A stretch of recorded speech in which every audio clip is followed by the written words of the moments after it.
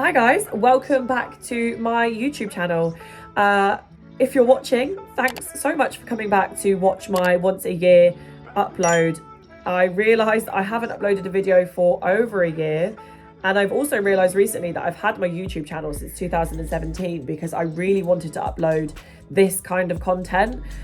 I was just too scared to do it. I was too scared to be judged by colleagues, friends, etc. And if anyone watching this ever needed a sign to just start something they really wanted to do, learn from my mistake and just do it, because the worst thing that could happen is that it fails and you have to pick a different course or start again. Also, I realised, I will admit to you guys that this is literally like the 25th attempt to record the introduction for this vlog, because I suck at being an influencer or a content creator or whatever you want to call it, because I would have done it at the time of recording the vlog. And also, I will admit to you guys that I find this kind of recording or video highly unnatural.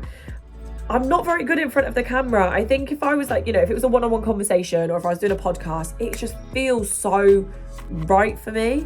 Whereas this it feels wrong, but I'm learning, and this vlog is only a week late as opposed to what my other video was, which was a year late.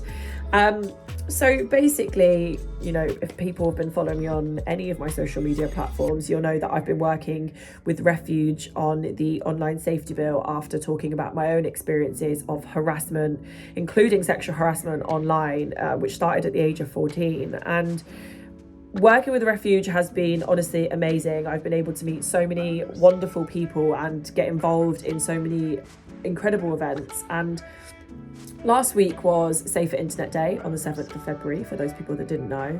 And on the 8th of February, I was really kindly invited to a briefing event with members of the House of Lords, which to be asked to speak in front of members of the House of Lords is just huge, let alone the responsibility of being the voice of many women who find themselves victims of harassment online.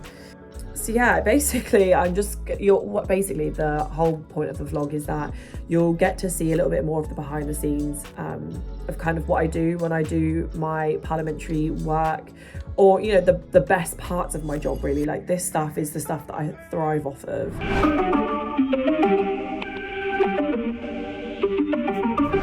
Seats. Oh, just me typing away. Typing away. Do you know what? I'm pretty sure I used to annoy so many people in the office, with my nails on the keyboard, really aggressively typing emails out to people.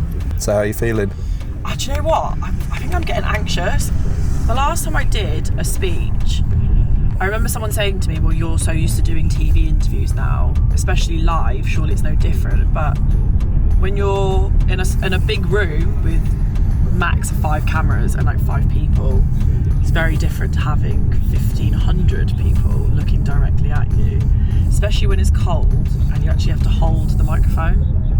So I'm hoping it'll be less cold. Well, it will be because we're inside, but I'm also hoping that I don't have 1,500 people staring at me. But it's okay, we all make mistakes and stuff. And why are we heading to the House of Lords today? Oh yeah, we are on the way to the House of Lords to talk about the online safety bill. It has, again, for the 10 millionth time, returned back to Parliament, and the Ending Violence Against Women and Girls Coalition are very keen on ensuring the government put in a proper code of conduct to protect women properly online and hold tech companies responsible for their own terms of service that they don't necessarily stick to. So I've been invited with the CEO of Refuge, Ruth, to deliver a speech to the members of the Lords about my lived experiences of being a woman online and also a woman that is a public figure. So, no pressure. No pressure at all. You got this, girl. Isn't it? It's mad to think 2 years ago I was working there and then sprung into some weird alternate universe. That's what I'm going to call it. That's what I call Love Island. It's a weird alternate universe. And then now I'm talking to MPs and stuff on a daily basis. And even having them text me. That's a weird experience. Yeah, like when an MP texts you, you're like, oh, hello. okay. Not really the sliding of the DMs I was told or promised that I'd get, but you know, we take every win that we can. Absolutely. But typical Sharon fashion, everythingislastminute.com. So just trying to finalise my speech now. Are you fairly confident? I'm fairly confident because I feel like your lived experience isn't something that you need to rehearse. And, you know, I think because I've been so vulnerable and so open with all of my experiences on TV and online in general, I don't think there's anything that I'm worried about coming out that's new. It's just, I feel like the only reason I feel any form of pressure or anxiety is that because I'm not a sole victim, I'm a voice for many victims. It's making sure that I do them justice. That is the biggest stress. But must be like, what do they call it, a full circle, like, do you know what I mean, like in terms of, so you worked there, now you're going as an influence to many people to express your voice. It is a bit of a weird circle of life, I think. Yeah. So I used to work with so many people that were like me, and you know, that massive campaigners like Gina Martin, I met her when I was a civil servant and she was working on the upskirting bill, so I know that change is possible and how it happens and how it works, and I know that it takes time, so I am very patient with it, but I also know when people are trying to sell me a lie. So Very true. Very true. Can't pull the wool over my eyes, unfortunately for them. But no, it's I think it's I'm very aggressive in London today. Yeah. No, I think I'm just very grateful and glad that I can do something that I enjoy, and I haven't felt the necessity or the need to sell myself to something that I don't necessarily believe in, which I think is like, it's a hard choice to do. Yeah.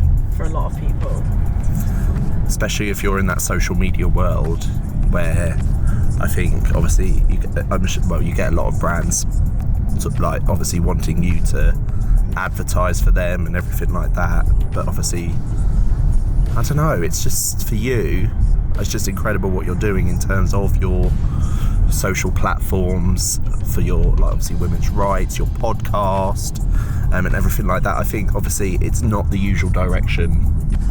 It's not, and it's also not the best paid direction. Yeah. I like my favourite thing that I get from any troll is that you would never do this because you don't care, you only do this because you get paid, and I'm like, where can I get paid for this? Like, is there a platform online where I can sign up? Because trust me, I would have a yacht in the Bahamas if I could be paid for this. I don't, unfortunately. It's just a very humble home. But you know, it means that I have, you know, when people ask me how do I stay motivated to do what I do, Yeah. how do I find the energy to get up every single day, it's like, well, when you actually believe in what you're doing, then it's a lot easier to get up and do stuff. Love that.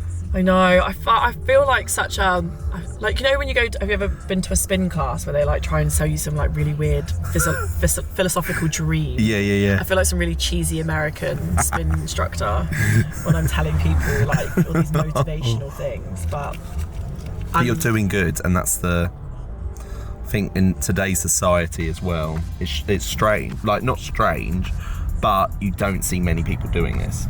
It's because I think when you do it, you're making yourself vulnerable, and making yourself vulnerable is seen as a weakness because you're allowing people to see things that you struggle with and see who you really are as a person, but also you're allowing people that don't know you to pass judgment on who you are when it's hugely inaccurate. Like, I get a lot of trolls telling me that they know me because they've seen me for 3 weeks on TV. Yeah. Whereas like, I've been alive for 27 years. Yeah. And 3 weeks of highly edited content is hugely inaccurate. But you know, you got to roll with the punches. Absolutely. And I guess what doesn't kill you make you stronger.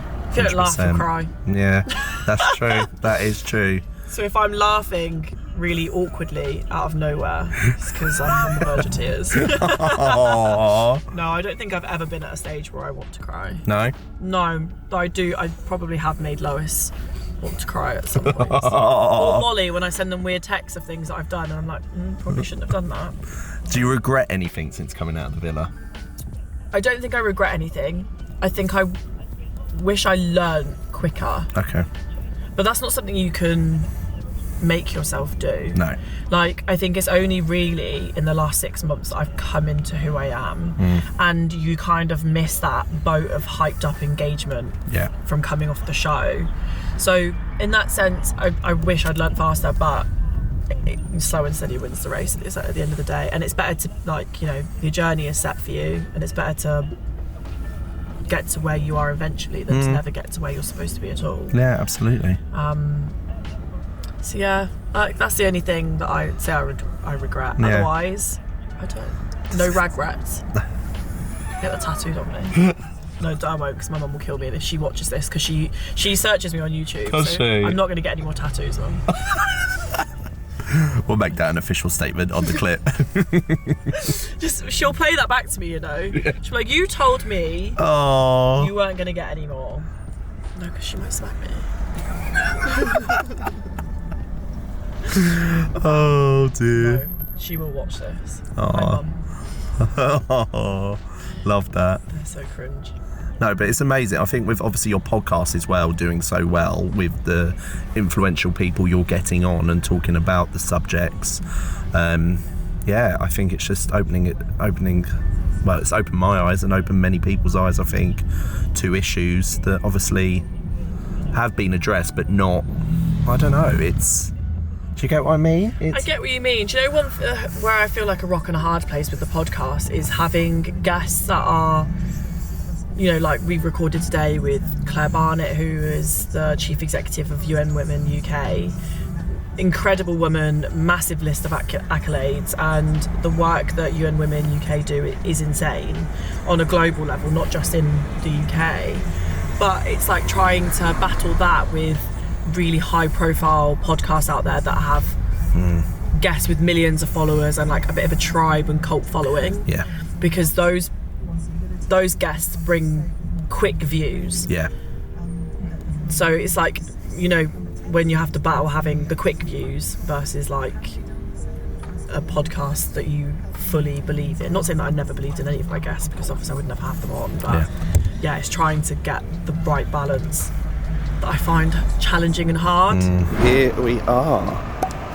Right, Cromwell Green entrance. It's actually like really testing my memory to know where that is. We could just be wandering around the Houses of Parliament for the rest of the day. But Nice little sightseeing tour. it's actually, do you know what? From the outside, it looks beautiful. From the inside, I don't think it's as... No, I think it's just a cold old building to me. Inside, I think it lacks a lot of character. Certain meeting rooms, it's great, and like the actual chambers themselves are amazing. But you're not allowed to sit down in them because they're not your seats. Oh, didn't realise that. Yeah, I went on a school trip and got told off. Did you? Yeah, I learned the hard way. I went on a school trip to the House of Parliament when I was like, 14, 15, and I did stupid stuff. Like I turned around to my teacher and made jokes I shouldn't have made, and about like trying to get us into trouble. And he was like, he was like, if you get yourself in trouble, I'm leaving you here. That was a scare tactic, right? To be fair, I think I was more scared of my mum than the possibility of being left in London. Could you imagine? Bless her.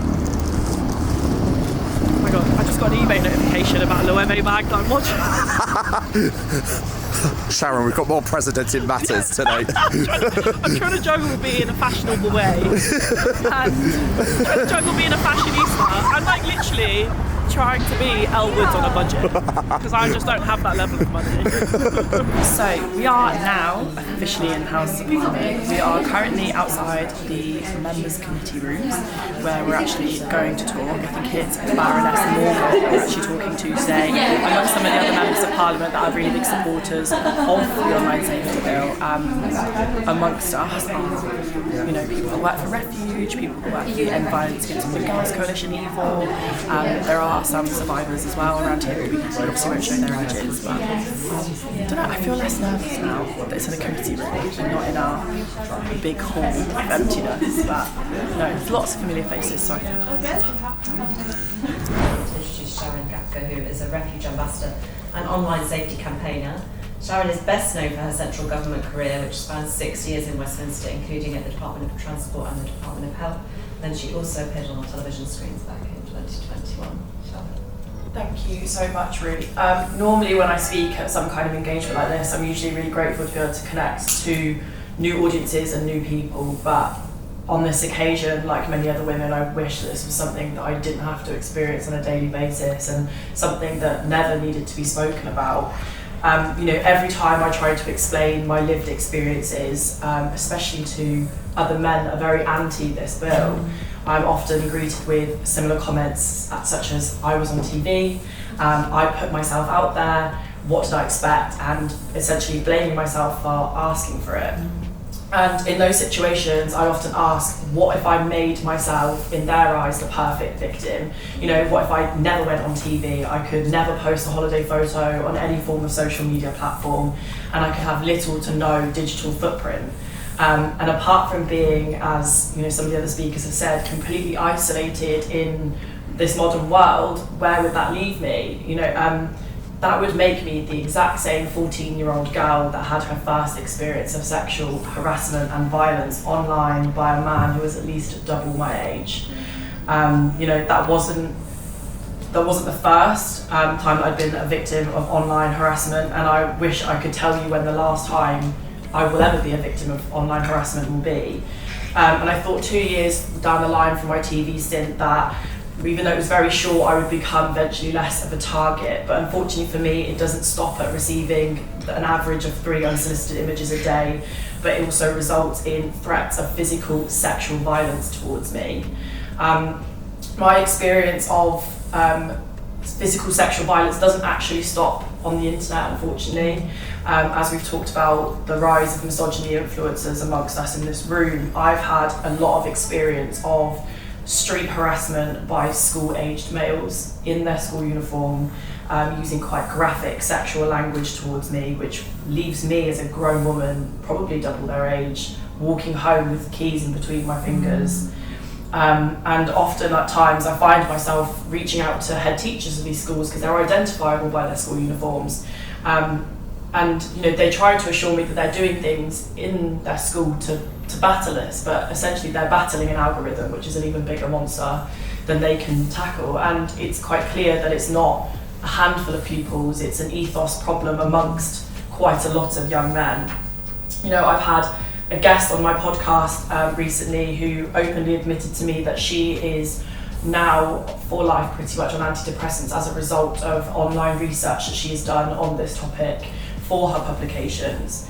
And even sitting here now in front of you, I'm aware that I'm opening myself up to being even more of a target, not just to these increasing unsolicited images by men that want to silence me, but knowing the fact that I'm sat here not just as a single victim, but as a voice of many victims. You know, we're seeing online and in the media, women like Emily Atack coming very forward and being very vocal about her own experiences. You know, like many of us here, these are not just women my age, these are women twice my age, young girls half my age, and like Baroness Morgan said, even the women that walk through these very corridors. I feel very worried that if we fail to implement a proper code of conduct in the second reading, that it will leave loopholes for perpetrators and tech companies to not be able to take proper responsibility. And you know, realistically, what message does that put out to young women? Are we telling them to do nothing, to be nothing, and to barely exist if they want to be free from some kind of violence and online abuse? In my role, I go to all girls schools quite a lot and talk to them about image-based abuse, and they just sit back and let it happen because they don't believe that anybody is interested in listening to them. I've been approached by girls the age of 12 that have had image-based abuse, and they are sitting on that information by themselves, or that feel the only person they can speak out to is me. on the internet, and I feel like that's a lot for me to take on myself. You know, when we talk about legal but harmful content, there are a massive rise in TikTok trends forced upon young women. Most recently I worked with Glamour magazine about the TikTok trend of men commenting hex codes and referring to what colour they believe a TikTok user's genitals are, which, you know, I didn't really understand what these comments were at the time, and it wasn't until I delved into what this trend was that I really understood. And the idea of grown men, you doing this to women that are under the age of 16, let alone women above the age of 16, is actually horrific. And a problem that I think we find when we talk about perpetrators or the incel movement is that we don't humanise it. We kind of laugh it off as a way to cope with what we're actually dealing with. But, you know, behind every egg on Twitter or every robot on Reddit and every username 1156 on TikTok is an actual person. It is somebody's parent, somebody's sibling, and potentially somebody's child. And the problem with anonymous profiles, and that if we allow it to continue, is that we do not know if that person is our neighbour, is our family member, or, you know, in some cases a potential partner or an ex-partner. And it's got to the point now where I don't even know where I feel safe if it's not in the street. I definitely don't feel safe in my own home. And the difference between a few hurtful comments for me online about my physical appearance or the personal beliefs that I have is that I am now waiting for those threats of physical violence to transpire to real life. And I use the word when because for me it feels like a matter of time as opposed to if that person decides to do that. And that's again down to my public profile. But if I remove myself from public life, then I essentially terminate my career. So, you know, by being denied the right to have this code of practice in the bill, you're basically asking me to choose between my career and my safety. And that's why I think it's so important that we actually do have these conversations. Sharon, thank you. That's incredibly powerful. Yeah, difficult to hear, I think, probably for all of us, but important, as you say.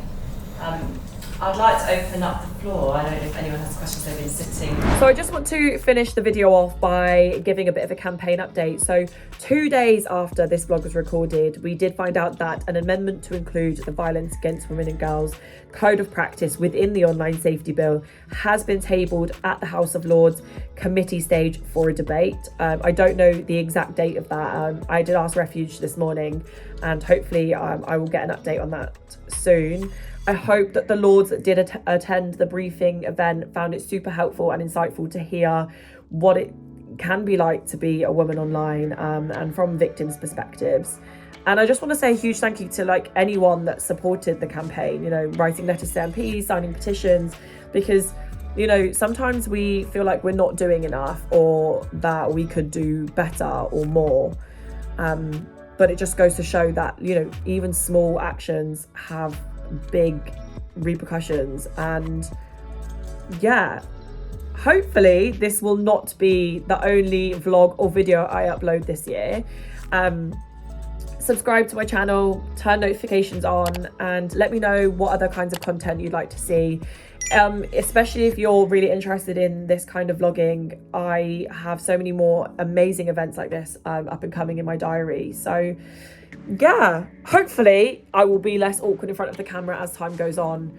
If there are any people that do this more long term, have any advice for me, I would also really appreciate that. But yeah, well, hopefully I get to see you all very soon.